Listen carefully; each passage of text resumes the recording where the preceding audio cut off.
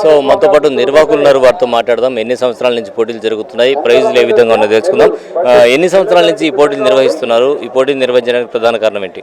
ఈ పోటీలు గత 37 సంవత్సరాల నుంచి మా పెద్దల ఆనవాయితీగా ఇచ్చిన ఈ కార్యక్రమాన్ని జరుపుతున్నాం.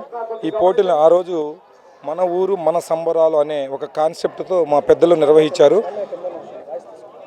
మన ఊరు మన సంబరాలు మన సంక్రాంతి అనే కాన్సెప్ట్తో అప్పుడు పెద్దలు నిర్వహించారు. ఆ ఆనవాయితీని పోకుండా ఇప్పుడు కూడా నిర్వహిస్తూ వస్తున్నాం.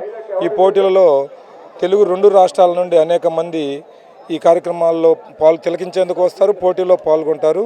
అదేవిధంగా ఈ పోటీల్లో మొదటగా గెలుపొందిన 5 మందికి విజేతలుగా నిర్ణయిస్తాం. రాను పాను కలిపి 2.4 కిలోమీటర్ల దూరం గమ్యంగా పెట్టి సమయం నిర్దేశించి ఏ సమయం ముందుకు వస్తాయో వాటికి ఇస్తాం. అలాగే ఈ పోటీలలో ఎటువంటి బెట్టింగ్లు కానీ మద్యం నిషేధిస్తాం. ఎక్కడ మద్యం కూడా తాగనివ్వం. అన్నదానం జరుగుతాం. తెలుగు సాంప్రదాయాలకు అనుకూలంగా తెలుగు సాంప్రదాయాలని కాపాడుతూ ఈ పోటీలు నిర్వహిస్తున్నాం. ఈ పోటీలను తిలకించేందుకు వచ్చిన ప్రతి ఒక్కరూ చాలా వినయంగా ఉండి కార్యక్రమాలు దిగ్విజయం చేసిన సహకరిస్తుంటారు. ఈ పోటీలలో ఎటువంటి అవాంఛనీయ సంఘటనలు జరగకుండా ప్రతి అధికారిని సమన్వయపరుచుకుంటూ ఈ పోటీలు నిర్వహిస్తాం. ఈ పోటీల్లో గ్రామ పెద్దలందరూ ఎప్పటికప్పుడు సూచనలు ఇస్తుంటారు. ఎప్పటికప్పుడు కాలానుగుణంగా వాతావరణ పరిస్థితులను బట్టి కూడా మేము నిర్ణయాలు తీసుకుంటాం. నూతన సంవత్సరంలో మొదటగా జరిగే ఈ కోవూరు ఎడ్ల పరుగు ప్రదర్శనను రాష్ట్ర వ్యాప్తంగా తర్వాత జరుపుతారు. ఈ జరిపేందుకు సూచనలు సలహాలు కూడా మా ఊరికి వచ్చి మా కమిటీని సంప్రదించి ఎటువంటి లోటుపాటులు లేకుండా మా ఊరిలో మీ ఊరు లాగానే చేయాలని చెప్పడం మాకు చాలా గర్వకారణం. అదేవిధంగా ప్రపంచంలో ఉండే తెలుగు వారందరికీ తమ శాటిలైట్ ఛానల్స్ కానీ యూట్యూబ్ ఛానల్స్ కానీ పత్రికా ప్రతినిధులు కానీ వీరందరూ దేశవ్యాప్తంగా ఇది ఒక చర్చా వేదికలాగా పెట్టి మామూలుగా రాష్ట్ర ప్రభుత్వాలు కొన్ని జంతు నిషేధాలు ఏదో కార్యక్రమాలు జరుపుతున్నా కానీ మా ఊరిలో కొన్ని నిబంధనలతో మేము నడిపిస్తాం. ఎటువంటి జంతు హింస ఇక్కడ జరగదు.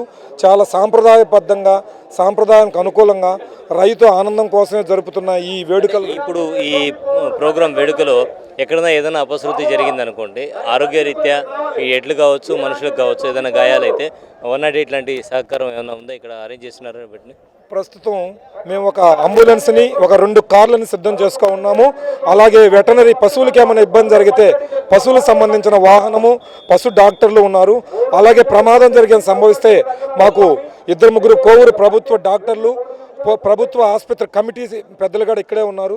వాళ్ళు ఎక్కడ ఏ ఇబ్బందులు ఇప్పటివరకు ఎటువంటి ప్రమాదాలు జరగలేదండి. ఎటువంటి ప్రమాదాలు జరగకుండా నిర్వాహకులు నిర్వహిస్తూ ఉంటాం. కానీ కొంతమంది బయట మద్యం సేవించి వచ్చిన వాళ్ళని మంచిగా పిలిచి కూర్చోబెట్టి వాళ్ళకి కౌన్సిలింగ్ ఇచ్చి ఇక్కడి నుంచి పంపించేస్తుంటాం. అంతేకాని ఇక్కడ ప్రమాదాలు జరిగే అవకాశం ఆ భగవంతుని దయ వల్ల గ్రామ పెద్దల సహకారంతో ఇంతవరకు. కొద్దిసేపటి క్రితం 2 ఎడ్లు క్రాస్ అవ్వడం జరిగింది. మనుషుల మీదకి వెళ్లకుండా కొంచెం అదృష్టవశాత్తు సైడ్ వెళ్ళిపోయాయి. సో అటువంటి వాళ్ళు ఎవరైనా కింద పడి ప్రమాదాలు జరిగినప్పుడు మీరైతే మేము తగు జాగ్రత్తలు తీసుకో ఉన్నాం. వాటి వరకు ఎటువంటి ఇబ్బంది లేదు. మామూలుగా మనుషులమే ఇప్పుడు రోడ్ల మీద పరిగిస్తూ ఉన్నారండి. మనుషులు చెప్తేనే జరగడం లే. ఇంకా మూగజీవుల్ని అవి ఆనందపడుతూ మేము ఆనందపడతాం. ఈరోజు ఒక ఎద్దు ఫస్ట్ ప్రైజ్ గెలిచిందంటే కొన్ని లక్షల రూపాయలు విలువ చేస్తాయి. వాటి విలువ రాష్ట్ర స్థాయిలో కాకుండా దేశ స్థాయిలో ఎద్దుల విలువ తెలుస్తూ ఉంటుంది. ఆ ఎద్దుల్ని పోటీపడి మాకమ్మండి కానీ రైతు ధనం కోసం కాదు, అతను ఒక స్టేటస్ గత నెల రోజుల నుంచి ఇక్కడ తర్పీదు పొందించి తర్పీదు తీసుకొని తర్పీదు చేస్తుంటారు. గబక్కన పొరపాటున ఎవరైనా అత్యుత్సాహంతో ఆ 3వ బండి తాకినా కానీ ఆ బండిని రద్దు చేస్తాం. కానీ ఎవరు ఎక్కడ బండిని తాకరు. గత 3 సంవత్సరాల క్రితం ఒక మీడియా ప్రతినిధి అత్యుత్సాహంతో తీయాలని బండి మీద చేయబెడితే నిర్దాక్షిణంగా బండిని రద్దు చేశాం. కానీ ఆయన ఆనందంగా ఒప్పుకున్నాడు. అతనికి ఆ మీడియా ప్రతినిధి క్షమాపణ చెప్పుకోవడం కూడా జరిగింది. ఇటువంటి సంఘటనలు జరుగుతూ ఉంటాయి. అది అనుకోకుండా జరిగే సంఘటనలు లేదండి. అది 1 సంవత్సరం జరిగిన ఫస్ట్ ప్రైజ్ 3 సార్లు ఆయనే కొట్టాలి. ఉండేది. ఇప్పుడు ప్రతి ఒక్కరికి కప్పు ఉచితంగా కప్పు ఇస్తున్నాం.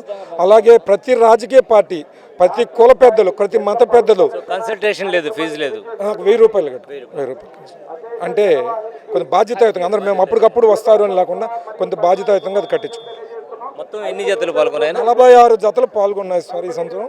ఇప్పుడు 28 జతలు, ఈ సమయానికి 20 జతలు పూర్తయినాయి. ఇంక 26 జతలు ఉన్నాయి. ఏమైనా రద్దు అయిపోయాయి ఉంటే వెంటనే మేము రద్దు చేసేస్తాం. దాని కమిటీ వారిదే పూర్తి బాధ్యత. ఓన్లీ టైమింగ్ ఆధారంగా సెలక్షన్ చేస్తాం.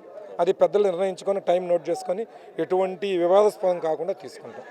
సాంప్రదాయబద్ధంగా ప్రతి సంవత్సరం కోవూరులో జరగడం ఇది తొలి పండగ. తొలి పండుగ ఏ విధంగా అయితే పెద్ద పండుగ చేసుకుంటారో ప్రతి రైతు, అంటే ఇది సంక్రాంతి అనేది రైతుకు సంబంధించిన పండుగ కాబట్టి ముందు ఎద్దుల పోటీలు పెట్టడం అనేది ఒక సాంప్రదాయకంగా కోవూరులో జరుగుతుంది. అందులో మొదటి బహుమతి, సెకండ్ బహుమతి, 4 బహుమతులు కూడా ప్రకటించడం జరుగుతుంది. అది ప్రతి సంవత్సరం కూడా జరుగుతుంది.